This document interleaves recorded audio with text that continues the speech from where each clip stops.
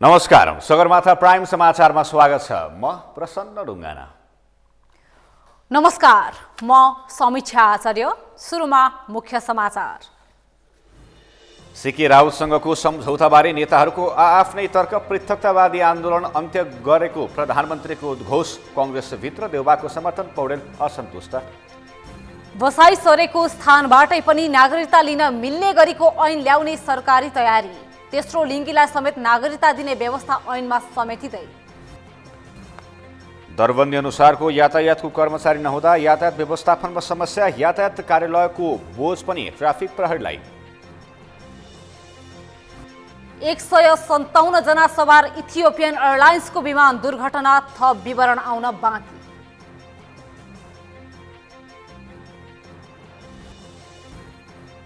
र इलाममा 5औं अन्तर्राष्ट्रिय आमन्त्रण माई भ्याली गोल्ड कप सुरु। उद्घाटन खेलमा आयोजकलाई स्तब्ध पार्दै दार्जिलिङको विजय सुरुवात।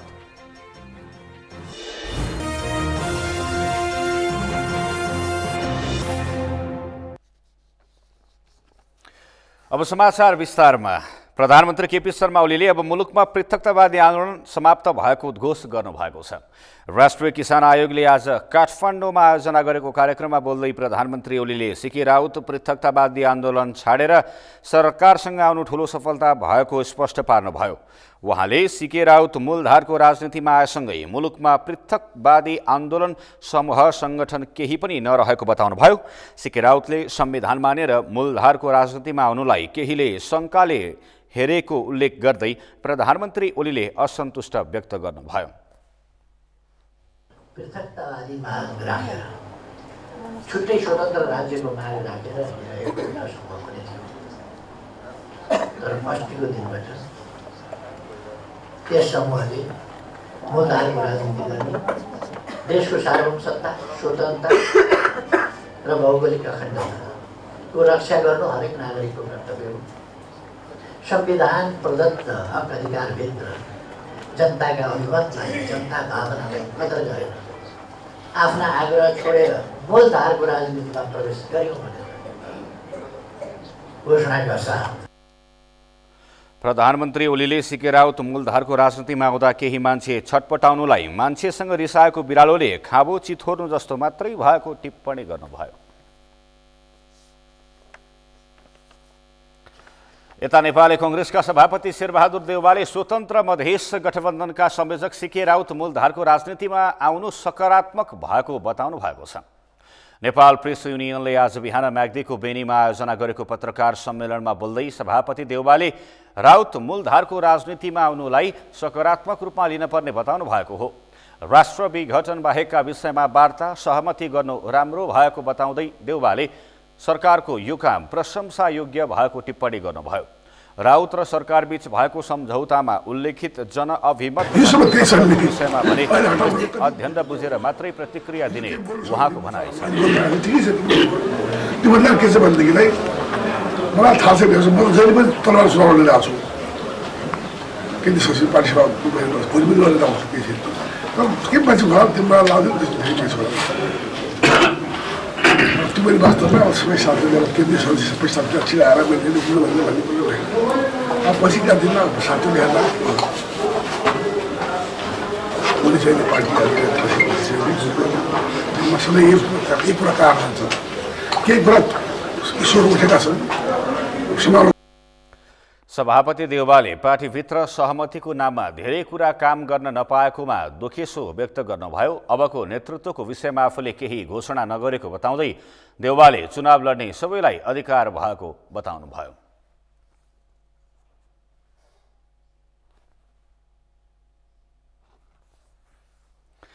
सीके राउतसँग सरकारले गरेको 11 बुँदे सहमतिपछि राजनीतिक दलहरू पक्ष विपक्षमा उत्रिएका छन्। खास गरी राउतसँगको सहमतिमा राखिएको जनअभिमत शब्दको अर्थलाई लिएर सरकारको नेतृत्वकर्ता दलभित्रै विवाद चर्किएको हो। तर सरकारले भने जनमत संग्रहबारे कुनै सहमति नभएको प्रश्न पारेको छ। श्रीकृष्ण सुवेदीको रिपोर्ट। शुक्रबार सरकार र सीके राउत नेतृत्वको गठबन्धन बीच भएको 11 बुँदे सहमतिमा राखिएको भाषालाई लिएर राजनीतिक तरङ्ग पैदा भएको छ। सहमतिको बुँदा नम्बर 2 मा रहेको जनअभिमत शब्दलाई लिएर दुवै पक्षले आफ्नै व्याख्या गरेपछि राजनीति तरङ्गित बनेको हो। सहमतिपछि सबैभन्दा बढी विवाद स्वयं सरकारको नेतृत्वकर्ता दल नेकपाभित्र देखिएको छ। पार्टीको जानकारी बिनै र सहमतिमा दुई देशबीच भएको सहमति जस्तो भाषा प्रयोग गरेको भन्दै नेताहरू विभाजित बनेका हुन्, जुन असन्तुष्टि संसदमा समेत पोखिएको छ। प्रतिनिधि सभाको आइतबारको बैठकमा सांसदहरूले स्वतन्त्र मधेस गठबन्धनसँग सरकारले गरेको सहमतिले राष्ट्रिय अखण्डता र सार्वभौमिकतामाथि गम्भीर प्रश्न उब्जाएको भन्दै त्यसबारे स्पष्ट पार्न सरकारसँग माग गरे। नेकपाका नेता समेत रहेका सांसद भीम रावलले सरकारले राउतसँग गरेको सहमति संविधान विपरीत भएको भन्दै सहमतिमा भएको त्रुटि सच्याउनु पर्ने बताए। सहमतिमा प्रयोग गरिएका शब्दहरू ती नेपालको संविधान अनुकूल छैनन् र नेपालको स्वाधीनता र स्वतन्त्रताको प्रतिकूल रहेका छन्।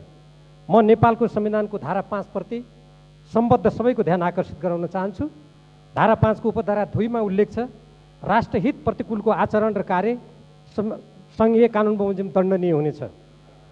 हामी सबैलाई थाहा छ सीके राउतजीले नेपालको राष्ट्रिय एकता अखण्डताको विरुद्धमा उहाँले सकेसम्म विश्व भ्रमण गर्नुभएको छ। तर नेकपाकै अर्का सांसद महेश बस्नेतले सहमतिको 2 नम्बर बुँदामा लेखिएको जनअभिमतको अर्थ आवधिक निर्वाचन भएको भन्दै अपव्याख्या नगर्न आग्रह गरे। सरकार र सीके राउतसँग भएको सहमति डलरको खेती गर्ने र सेलिब्रेटी राष्ट्रवादीले मात्रै विरोध गरेको सांसद बस्नेतको आरोप छ। जसले मुलुकमा पृथकतावादी आन्दोलन चर्कियोस्, अराजकतावादी आन्दोलन चर्कियोस् भन्ने हिसाबले विभिन्न मानवाधिकार लगायतका डलरवादीहरूको खेती यो सम्झौता पछाडि रोकिएको छ। ती साथीहरूको यसले टाउको दुखेको छ भने एकाथरी नेताहरू जसले आफूलाई सेलिब्रेटी नेताको रूपमा विकास गर्न चाहन्छन् र उग्रवादी र भावुक राष्ट्रवादको कुरा गर्दै नेपालको बजारमा बिक्ने कुराहरू गर्न चाहन्छन्, उनीहरूलाई आज ज्वरो आएको जस्तो लाग्छ मलाई। त्यस्तै प्रमुख प्रतिपक्षी दल नेपाली काङ्ग्रेसका नेता तथा सांसद द्वय गगन थापा र डाक्टर मिनेन्द्र रिजालले राउतसँग गरिएको सहमतिको बुँदा नम्बर 2 विवादास्पद भएको भन्दै त्यसबारे सरकारले जवाब दिनुपर्ने माग गरे। नेपालको संविधानको सीमाभित्र मधेस र मधेसीको हक खोज्ने भनी भएको सहमति सकारात्मक छ, तर सहमतिको पृष्ठभूमि र शैलीले अदालत र सरकारको बीच कतै मिलीभगत त चलिरहेको छैन भन्ने गम्भीर प्रश्न उठाएको छ। सहमतिमा प्रयोग भएको शब्दावलीको दुई पक्षको आफ्नै व्याख्याले सकारात्मक वातावरणलाई संशयको घेरामा ल्याएको छ। के को लागि जनमत सङ्ग्रह, कसका लागि जनमत सङ्ग्रह, हामीलाई उत्तर चाहिन्छ। तर सरकारले भने लिखित सहमति बाहेक कुनै पनि सहमति नभएको दाबी गरेको छ। संविधान सम्म ढङ्गले चाहिँ उसले आफ्नो आन्दोलन अगाडि बढाउन सक्छ। जनअभिमतद्वारा चाहिँ जनताको अभिमतद्वारा चाहिँ मधेसी जनताको हक अधिकारको निम्ति उसले आफ्नो चाहिँ आन्दोलनलाई, आफ्नो चाहिँ शक्तिलाई, सामर्थ्यलाई चाहिँ अब देशको चाहिँ समृद्धिमा चाहिँ विकासमा लगाइनेछ भने यो सायद चाहिँ एउटा लास्टको बुँदामा यो कुराहरू आएको छ। आइतबारको बैठकमा सांसद प्रेम सुवाल र सांसद राजेन्द्र लिङ्गदेन लगायतले नेपाल सरकारसँगको सहमतिलाई सीके राउतले जनमत सङ्ग्रह गर्न सरकार तयार रहेको भनी प्रचार गरेको र राउतसँगको सहमति विदेशी दबावमा भएको जिकिर गरेका छन्। सगरमाथा टेलिभिजनका लागि क्यामेरा पर्सन सुरेन्द्र राउतका साथ श्रीकृष्ण सुवेदी, काठमाडौँ। यसैबीच सरकारले स्वतन्त्र मधेस गठबन्धनसँग जनमत सङ्ग्रह गर्ने सहमति नभएको स्पष्ट पारेको छ। प्रतिनिधि सभाको आजको बैठकमा सरकारका तर्फबाट बोल्दै गृहमन्त्री रामबहादुर थापाले मधेसलाई नेपालबाट अलग गरी स्वतन्त्र मधेस निर्माण गर्ने कोणबाट कुनै पनि सहमति नभएको स्पष्ट पार्नुभयो। जनअभिमतको अर्थ जनमत सङ्ग्रह नभएको भन्दै उहाँले स्वतन्त्र मधेस निर्माण गर्ने मागलाई सरकारले मानेको छ भन्ने सांसदहरूको विश्लेषण गलत भएको दाबी गर्नुभयो। राष्ट्रिय अखण्डतालाई रक्षा गर्न कटिबद्ध रहेको समेत उहाँले स्पष्ट पार्नुभयो। स्वतन्त्र मधेस गठबन्धनसँग भएको राजनीतिक सहमति ऐतिहासिक सहमति भएको उहाँको दाबी छ। प्रतिनिधि सभाका सभामुख कृष्णबहादुर महराले मधेस आन्दोलनको अध्ययन प्रतिवेदन संसदमा प्रस्तुत गर्न सरकारलाई रुलिङ गर्नुभएको छ। आजको प्रतिनिधि सभाको बैठकमा राजपाका सांसदहरूले मधेस आन्दोलन प्रतिवेदन सदनमा पेश नभएसम्म बैठक चल्न नदिने भन्दै उभिएर विरोध जनाएपछि सभामुखले त्यसतर्फ सरकारको ध्यान आकर्षण गराउनु भएको हो। बैठक सुरु हुने बित्तिकै ढ्यापढ्यापै समयमा बोलेका राजपाका सांसद महेन्द्र राय यादवले मधेस आन्दोलनको अध्ययन प्रतिवेदन सदनमा पेश गर्नका लागि सरकारलाई रुलिङ गर्न सभामुखको ध्यान आकर्षण गराउनु भएको थियो। त्यसपछि सभामुख महराले त्यसबारे सरकारको गम्भीर ध्यान आकर्षण गराउनु भएको अवगत गराउन चाहन्छु। यस विषयमा विशेष र गम्भीर ध्यान आकर्षण गराउँदै आवश्यक जवाब दिन निर्देशन दिन्छु।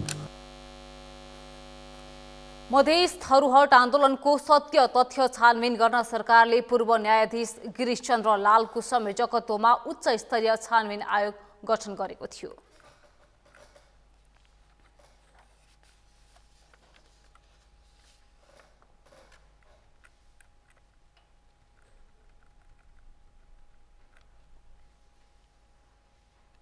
संघीय संसदको चुनावपछि सत्तारूढ नेपाल कम्युनिस्ट पार्टी नेकपाले पहिलो पटक मधेसमा विशाल जनसभा गरेको छ। तत्कालीन एमाले 2 नम्बर प्रदेशमा गरेको सभामा झडप हुँदा 5 जनाको मृत्यु भएपछि मधेसमा ठूलो कार्यक्रम नगरेको नेकपाले शनिबार गरेको आमसभामा आफूहरू मधेस विरोधी नभएको नेताहरूले बताए। अमृतराज काफ्लेको रिपोर्ट। संविधान जारी भएपछि तत्कालीन नेकपा एमाले सुरु गरेको मेची महाकाली अभियान अन्तर्गत 2 वर्ष अघि 70 मा गरेको आमसभामा झडप भएपछि प्रहरीको गोली लागि 5 जनाको ज्यान गएको थियो।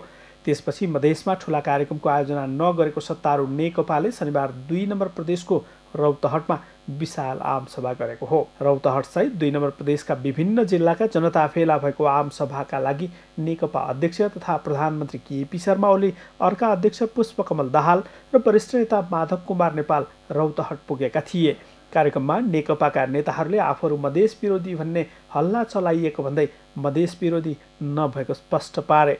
प्रधानमन्त्री तथा नेकपा अध्यक्ष ओलीले पञ्चायत विरुद्धको आन्दोलनका क्रममा आफू रौतहटबाटै गिरफ्तार भएको भन्दै उनले आफू सधैँ मधेसी जनताको पक्षमा रहेको बताए। हामीसँग बहुमतको सरकार छ। यहाँहरूलाई थाहा छ 20 वर्षदेखि हुलाकी राजमार्गको कुरा चलिरहेको थियो।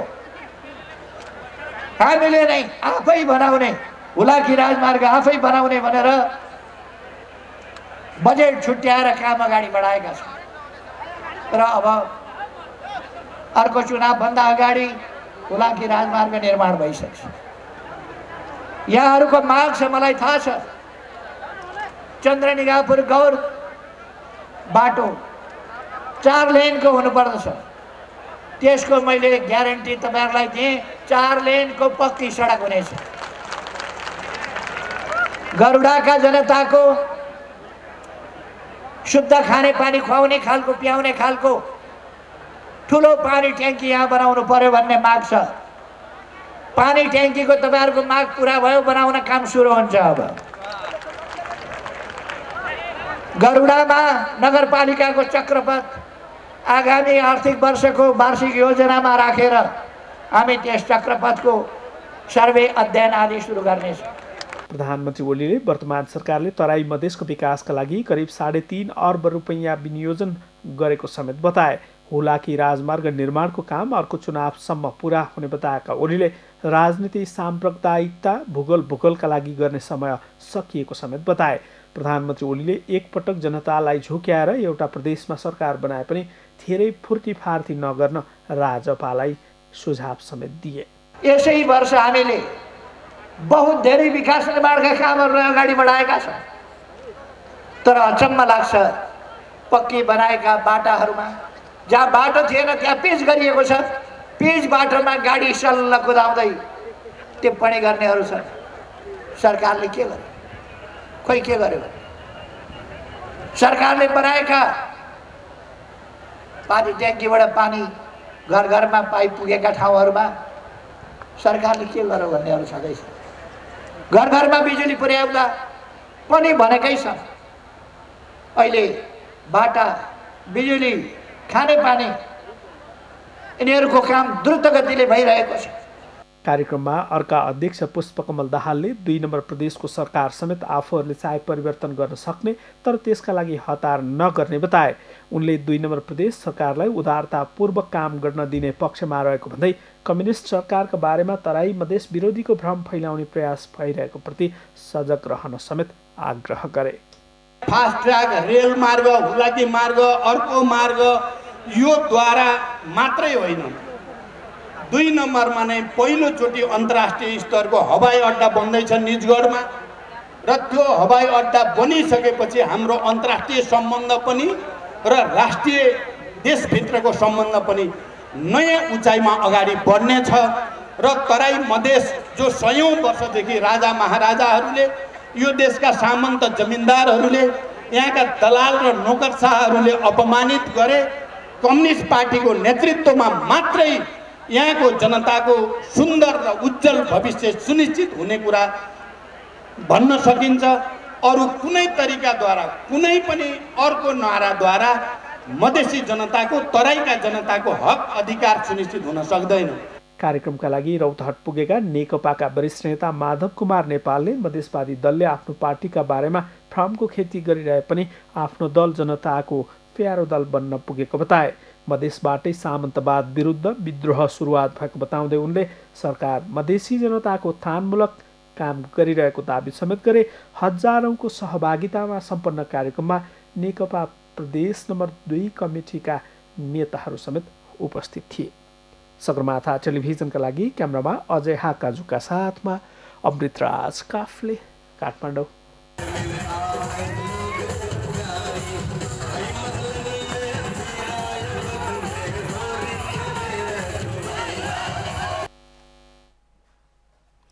समाचारमा एकैछिन विश्रामपछि बसाई सरेको स्थानबाटै पनि नागरिकता लिन मिल्ने गरीको ऐन ल्याउने सरकारी तयारी। तेस्रो लिङ्गीलाई समेत नागरिकता दिने व्यवस्था ऐनमा समेटिँदै। दरबन्दी अनुसारको यातायातको कर्मचारी नहुँदा यातायात व्यवस्थापनमा समस्या, यातायात कार्यालयको बोझ पनि ट्राफिक प्रहरीलाई। इथियोपियन एयरलाइन्सको विमान दुर्घटना, जहाजमा सवार सबै 157 जनाको मृत्यु।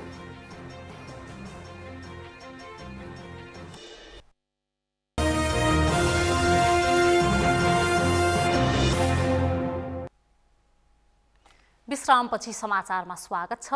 अब बाँकी समाचार। बसाई सरेका नेपालीहरूले अब बसाई सरेकै स्थानबाट पनि नागरिकता पाउने भएका छन्। नेपाल नागरिकता ऐन 2063 लाई संशोधन गर्न बनेको विधेयकमा बसाई सरेका नागरिकले बसोबास गर्दै आएको स्थानबाट समेत नागरिकता पाउने व्यवस्था गरिएको हो। पुरानो नागरिकता खिची नयाँ ठेगानाबाट स्थानीय प्रशासनले नागरिकता दिने व्यवस्था विधेयकमा गरिएको हो।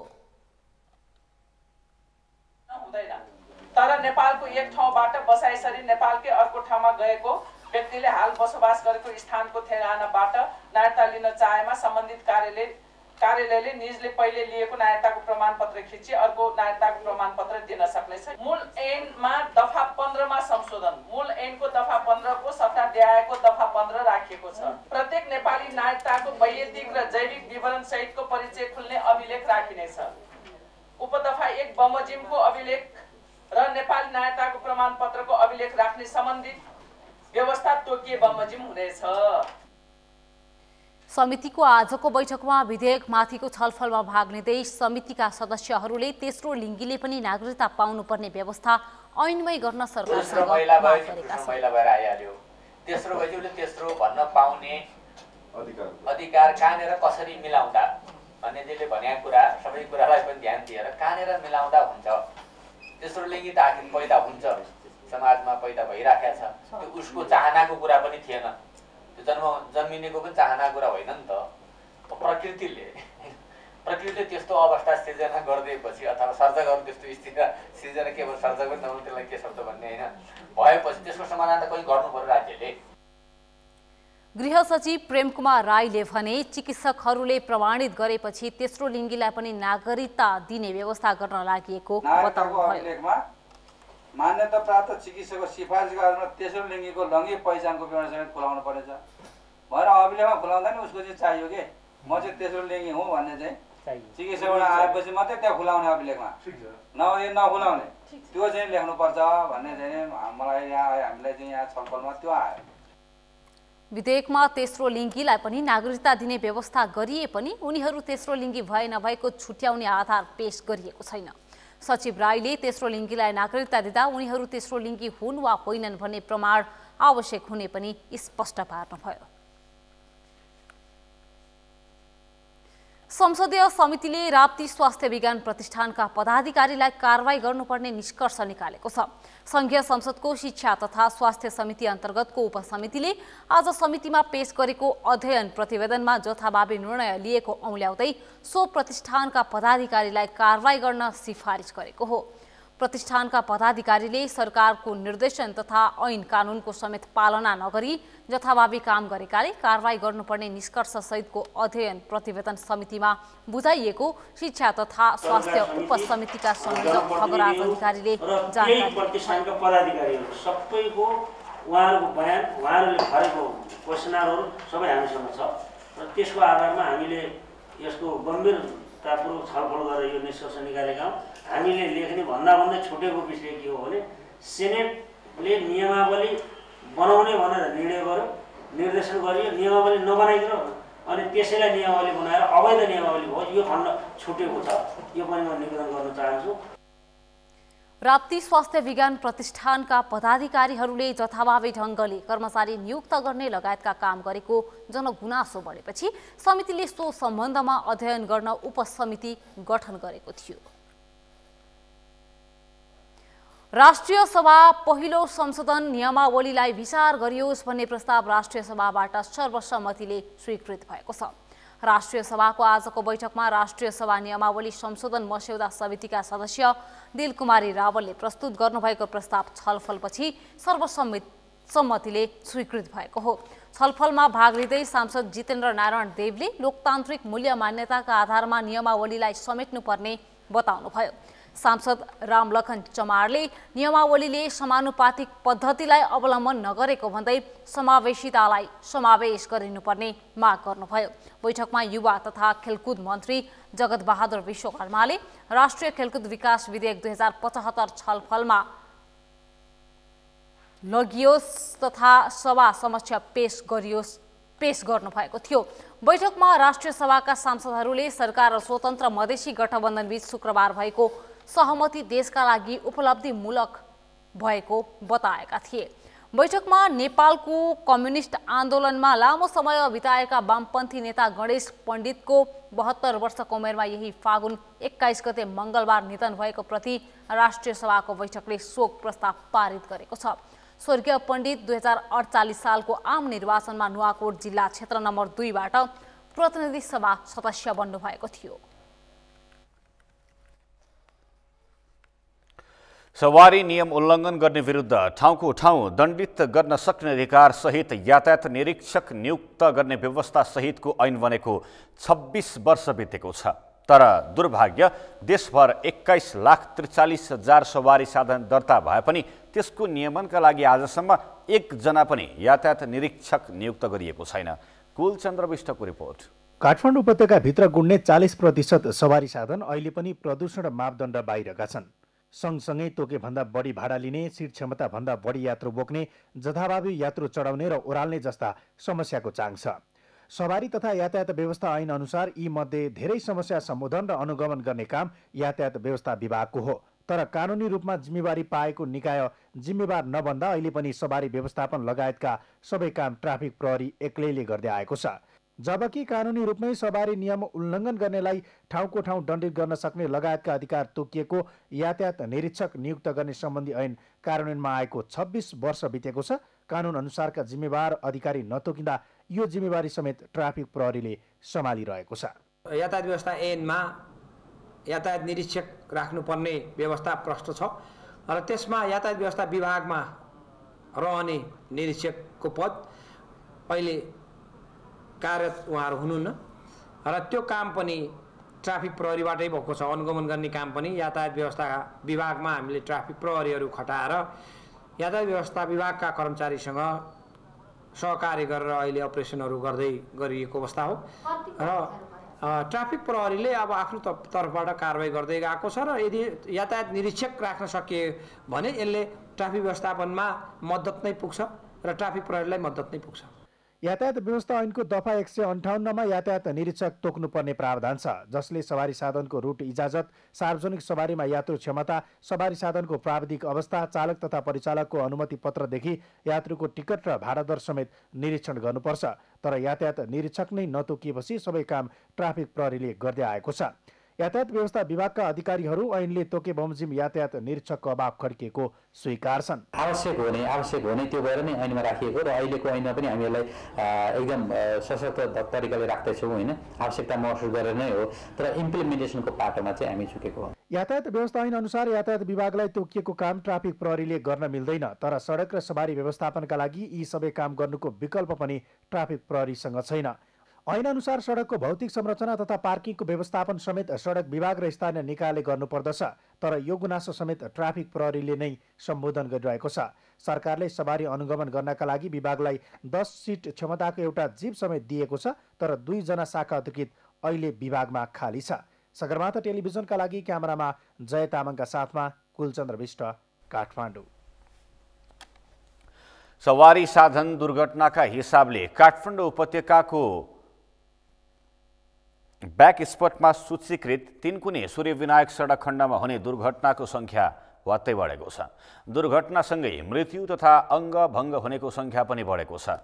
ट्राफिक प्रहरीको तथ्याङ्क अनुसार 7 महिनाको अवधिमा सडक दुर्घटनामा 12 जनाको ज्यान गइसकेको छ।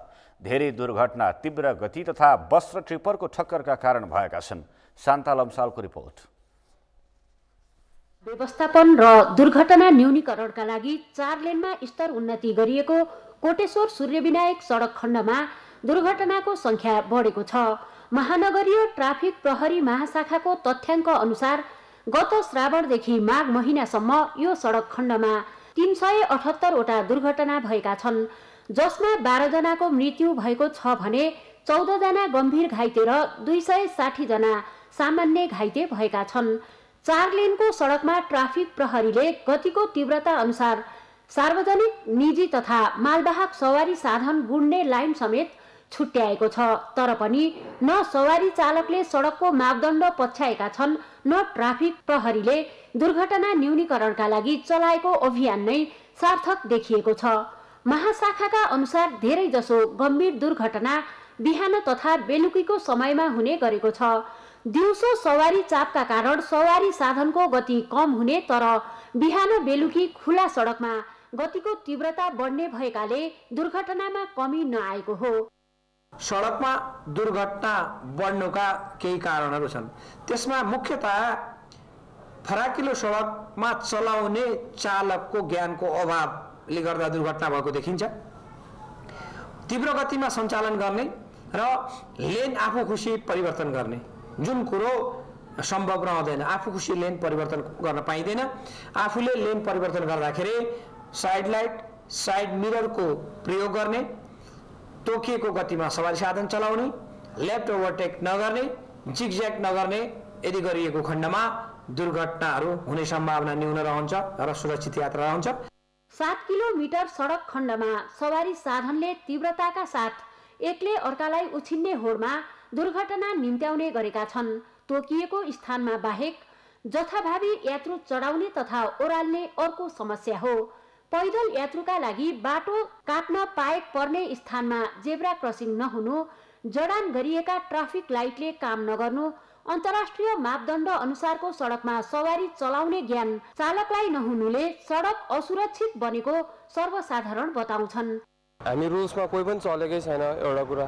अनि सेकेन्डली यो पार्ट जुन कोटेश्वरदेखि भक्तपुरको वे चाहिँ यस्तो छ कि एकदमै धेरै म्याक्सिमम जाम हुन्छ होइन। अब त्यसमा पनि हामी रङ वे धेरै नै लिइरहेको हुन्छौँ, विशेष गरी सानो सानो गाडीहरूले। कहाँनिर यो के भन्छ जेब्रा क्रस छ, कहाँनिर गाडी रोक्नुपर्ने, कहाँ द्रुत गतिमा चलाउनु पर्ने, अनि कहाँनिर कम स्पिडमा चलाउनु पर्ने, कहीँ छँदैछ नि। ठाउँ ठाउँमा क्रसिङहरू राम्रो भएन, क्रसिङ गर्ने ठाउँहरू। किनभने यति टाढा टाढा क्रसिङ छ, यहाँको मान्छेलाई क्रस गरेर वहाँ तल पुग्नुपर्छ होइन, जडीबुटी पुग्नुपर्छ, त्यहाँबाट फेरि वहाँ लुकुन्थली पुग्नुपर्छ भन्दा क्रसिङको त्यो सिस्टम राम्रो भएन। राम्रो कुरो के हुन्थ्यो भने ठाउँ ठाउँमा चाहिँ ओभरहेड ब्रिज अर अन्डरपास एउटा त्यो भयो भनेदेखि राम्रो हुन्थ्यो। रोड सेफ्टीको बारेमा चाहिँ थाहा नहुनाले गर्दाखेरि चाहिँ तपाईँको त्यसले गर्दाखेरि चाहिँ मेनली त्यो पनि एउटा कारण हो एक्सिडेन्ट। फराकिलो सडकको व्यवस्थापन गर्न नसक्नु अर्को समस्या हो। सवारी चाप, टाइम कार्ड लागू नहुनु, ट्राफिक नियमप्रति सडक प्रयोगकर्ता सचेत नहुनु तथा मादक पदार्थ सेवन गरेर सवारी साधन हाँक्नुले पनि दुर्घटनाको दर बढेको ट्राफिक प्रहरीको भनाइ छ, जसबाट ख्यालमै पछिल्लो 5 वर्षको अवधिमा 100 भन्दा बढीको ज्यान गइसकेको छ। सगरमाथा टेलिभिजनका लागि क्यामेरामा आर्यन खड्काका साथ शान्ता लम्साल, काठमाडौँ। हवाई क्षेत्रलाई सुरक्षित र मर्यादित बनाउन गठित अन्तर्राष्ट्रिय नागरिक उड्डयन सङ्गठन आइकाओको नियमअनुसार 20 वर्ष पुराना विमान आयात गर्न पाइँदैन। अझ युरोपियन युनियनमा आबद्ध थुप्रै मुलुकको आकाशमा 20 वर्ष पुराना जहाजले उडान नै भर्न पाउँदैनन्। तर बारम्बार हवाई दुर्घटना भइरहने नेपालमा भने थोत्रा विमान किन्ने र रङरोगन गरेर पुनः अर्को कम्पनीका नाममा उडाउने गजबको धन्दा फस्टाएको छ। अञ्जना लामिछानेको रिपोर्ट। भनिन्छ हरेक वस्तुको एउटा निश्चित आयु हुन्छ, चाहे सजीव होस् या निर्जीव। यता मानिसले निर्माण गरेको प्रविधि जडित उपकरण नै किन नहोस्। यसरी तोकिएको समय गुजारेपछि त्यस्ता वस्तु नियमित प्रचलनमा ल्याउनु घातक तथा जोखिमयुक्त मानिन्छ। तैपनि नेपालमा म्याद गुज्रेको औषधि र खाद्यान्न झुक्काएर बिक्री गरे जस्तै उडान अवधि पूरा भइसकेका थुप्रै विमानले नियमित उडान भरिरहेका छन्, जबकि नागरिक उड्डयन प्राधिकरणले अवलम्बन गरेको नियम अनुसार 20 वर्षभन्दा पुराना विमान आयात गर्न र नेपाली आकाशमा उडान भर्न पाइँदैन। तर हवाई सुरक्षा र मापदण्ड उल्लङ्घनका हिसाबले अन्तर्राष्ट्रिय स्तरमै बदनाम भइरहेको नेपाली आकाशमा वर्षौं पुराना विमानहरू कवाडीको मूल्यमा खरिद गर्ने, समयमै मर्मत सम्हार नगर्ने, जति पुरानो भए पनि आकाशमा उडाइरहने र म्याद गुज्रिएपछि अर्कै कम्पनीको नाम राखेर दुर्घटना गराउने विकृति बढिरहेको छ। यसरी जानाजान जोखिमयुक्त अवस्थाका थोत्रा पुराना विमान किन उड्न दिइन्छ त? 15 वर्षभन्दा बढीको प्रेसराइज जहाजलाई नेपालमा इम्पोर्ट गर्न पाइँदैन। अब अनप्रेसराइज जहाज छ भने 20 वर्षभन्दा पुरानो नेपालमा इम्पोर्ट गर्न पाइँदैन। यी कुराहरूले छ त, मेकानिजम छ। सर्टेन आवरमा के चेक गर्नुपर्ने, के चेन्ज गर्नुपर्ने, सर्टेन आवरमा के भने सबै कुरा छ। एउटा कम्पनीले लिलामीमा चढाएको विमान अर्को कम्पनीले खरिद गर्ने र म्याद गुज्रिएको विमान अर्को कम्पनीलाई भाडामा दिएमा पुरानो जहाज पनि उडाउन पाइने चोर बाटो नेपालका धेरै व्यवसायीले अवलम्बन गरेका छन्। यसरी चोर बाटोबाट प्रयोगमा ल्याइएका विमान अहिले नेपाली आकाशमा दर्जनौं छन् र अधिकांशले दुर्गम क्षेत्रमा उडान भर्ने गरेका छन्। यो समस्या निजी वायु सेवा कम्पनीमा मात्र सीमित छैन।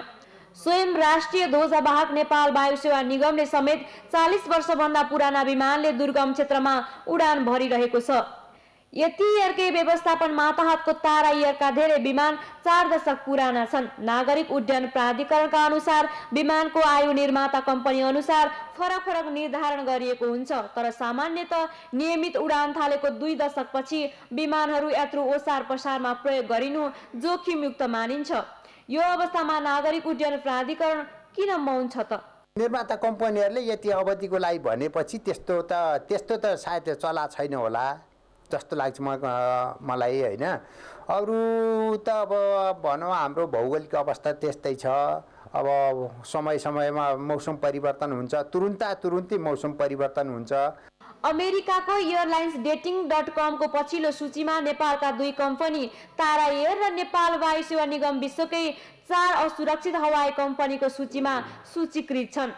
तैपनि कवाडी भएका विमान रङरोगन गरेर टिलिक्क टल्काएर यात्रुको आँखामा छारो हाल्ने र मुलुकका अधिकांश दुर्गम तथा पर्यटकीय गन्तव्य स्थलमा निर्वाह थोत्रा जहाज उडाउने प्रवृत्ति रोकिएको छैन। सगरमाथा टेलिभिजनका लागि क्यामेरामा विकल श्रेष्ठका साथ अञ्जना लामिछाने, काठमाडौँ। सगरमाथा समाचारमा फेरि एकैछिन विश्रामपछि इथियोपियन एयरलाइन्सको विमान दुर्घटना, जहाजमा सवार सबै 157 जनाको मृत्यु। र इलाममा 5औं अन्तर्राष्ट्रिय आमन्त्रण माई भ्याली गोल्ड कप सुरु, उद्घाटन खेलमा आयोजकलाई स्तब्ध पार्दै दार्जिलिङको विजयी सुरुवात।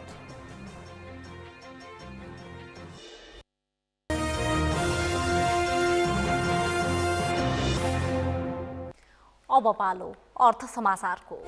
अर्थ समाचारका प्रायोजक हो आफ्नो विश्वास हो त्रिशक्ति सिमेन्ट।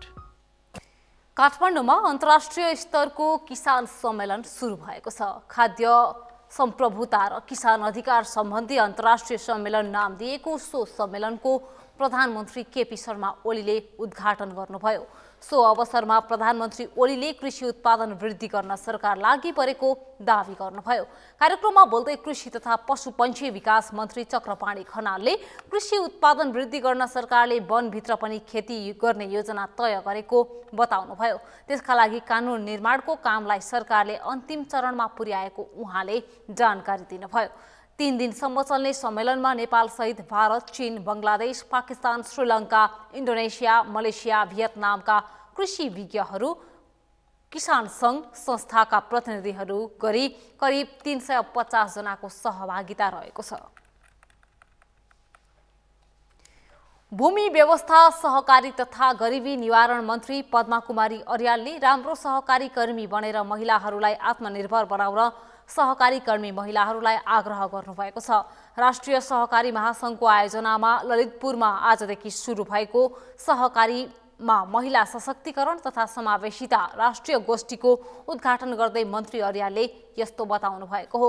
भूमि व्यवस्था, सहकारी तथा गरिबी निवारण मन्त्रालयको सहयोगमा आयोजना गरिएको गोष्ठीलाई सम्बोधन गर्दै मन्त्री अर्यालले इज्जत प्रतिष्ठा कमाउनका निम्ति जुनसुकै क्षेत्रमा काम गरे पनि हुने भन्दै आफूलाई रुचि भएको ठाउँमा लागेर काम गर्न आग्रह गर्नुभयो। मन्त्री अर्यालले सहकारीमा लागेर राम्रो सहकारी कर्मी बन्न महिलाहरूलाई आग्रह गर्दै सहकारी मार्फत महिलाहरूको आर्थिक अवस्थामाथि उकास्ने कार्यमा लाग्न आग्रह गर्नुभयो। सहकारीहरूलाई दिने अनुदानमा अब तल्लो स्तरबाट उठेका र उठ्ने कोसिस गरिरहेका सहकारीलाई प्राथमिकता दिइने मन्त्री अर्यालले बताउनुभयो। इन्टरनेट प्रदायक कम्पनी वर्ल्डलिङ्क कम्युनिकेसन प्रणालीले ग्रामीण क्षेत्रमा इन्टरनेटको सहज पहुँच पुर्याउने जनाएको छ। आज काठमाडौँमा पत्रकार सम्मेलन गर्दै अबको 4 महिनाभित्र देशका 10 ग्रामीण क्षेत्रमा इन्टरनेटको सहज पहुँच पुर्याउन वर्ल्डलिङ्कको नयाँ योजना अघि बढाइएको जानकारी गराएको छ। कम्पनीले हुम्ला, जुम्ला, जाजरकोट, कालीकोट, डोल्पा, लमजुङ लगायत जिल्लाका ग्रामीण भेगमा इन्टरनेटको सहज पहुँच पुर्याउने काम अघि बढिसकेको जानकारी गराएको छ। त्यस्तै 1 वर्षमा 10,000 सार्वजनिक स्थलहरूमा फ्री हटस्पट सेवा उपलब्ध गराउने कम्पनीको लक्ष्य रहेको छ।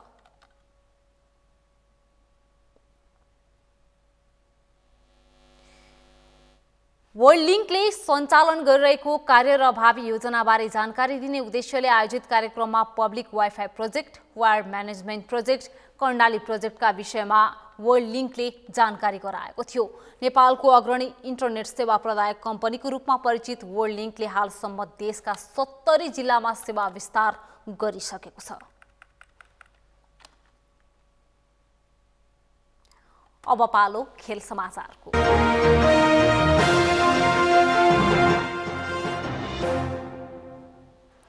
इलाममा आजदेखि सुरु भएको 5औं अन्तर्राष्ट्रिय आमन्त्रण माई भ्याली गोल्ड कपमा भारतको दार्जिलिङ युनाइटेड क्लबले विजयी सुरुवात गरेको छ। आज भएको उद्घाटन खेलमा दार्जिलिङ युनाइटेड क्लबले आयोजक माई भ्याली फुटबल क्लबलाई 1-0 ले पराजित गरेको हो। खेलको इन्जुरी समयमा दार्जिलिङ युनाइटेड क्लबका जर्सी नम्बर 6 का देवाशिष राईले 1 गोल गर्दै जित सुनिश्चित गरे। माई भ्याली फुटबल क्लब इलामको आयोजनामा सुरु भएको गोल्ड कपमा नेपाल, भारत, हङकङ र क्यामरुन गरी 10 टिमको सहभागिता छ। गोल्ड कपको विजेताले नगद 7 लाख र उपविजेताले 4 लाख रुपियाँ सहित ट्रफी, मेडल र प्रमाणपत्र पाउनेछन्। भोलिको खेल नेपाल फुटबल एकाडेमी हङकङ र हिमालयन शेर्पा क्लब काठमाडौँ बीच प्रतिस्पर्धा हुने आयोजक माई भ्याली फुटबल क्लबले जानकारी दिएको छ। यसअघि प्रतियोगिताको उद्घाटन गर्दै 1 नम्बर प्रदेशका मुख्यमन्त्री शेरधन राईले यस प्रदेशलाई खेलकुदको राजधानीका रूपमा विकास गरिने बताउनु भएको थियो।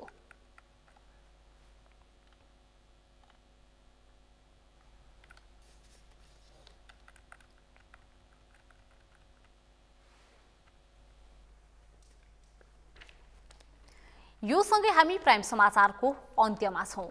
अन्त्यमा मुख्य समाचार फेरि एकपटक। सिके राउतसँगको सम्झौताबारे नेताहरूको आफ्नै तर्क, पृथकतावादी आन्दोलन अन्त्य गरेको प्रधानमन्त्रीको उद्घोष, कङ्ग्रेसभित्र देउवाको समर्थन, पौडेल असन्तुष्ट। बसाई सरेको स्थानबाट पनि नागरिकता लिन मिल्ने गरेको ऐन ल्याउने सरकारी तयारी, तेस्रो लिङ्गीलाई समेत नागरिकता दिने व्यवस्था ऐनमा समेटिँदै। दरबन्दी अनुसारको यातायातको कर्मचारी नहुँदा यातायात व्यवस्थापनमा समस्या, यातायात कार्यालयको बोझ पनि ट्राफिक प्रहरीलाई। इथियोपियन एयरलाइन्सको विमान दुर्घटना, जहाजमा सवार सबै 157 जनाकै मृत्यु।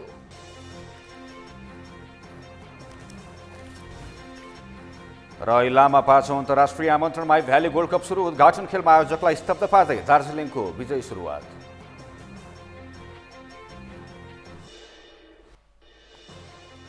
हवस् त सगरमाथा प्राइम समाचार अहिलेलाई सकियो। तपाईँ समाचार बुलेटिनका साथै सगरमाथा टेलिभिजनका सम्पूर्ण कार्यक्रम www.sagarmatha.tv मा पनि पढ्न र हेर्न सक्नुहुनेछ। साथै युट्युबमा youtube.com/sagarmatha TV नेपालमा हेर्न सक्नुहुनेछ। मोबाइलमा प्ले स्टोर तथा एप स्टोरमा गई सगरमाथा टिभी एप डाउनलोड गरी हामीलाई प्रत्यक्ष हेर्न सक्नुहुनेछ। साथै तपाईँ हामीलाई फेसबुकमा पनि facebook.com/stv नेपालमा फलो गर्न सक्नुहुनेछ। समाचारको शिखर, नेपालको गौरव, नेपालको पहिलो न्युज च्यानल सगरमाथा टेलिभिजन हेर्दै गर्नुहोला। नमस्कार। नमस्कार।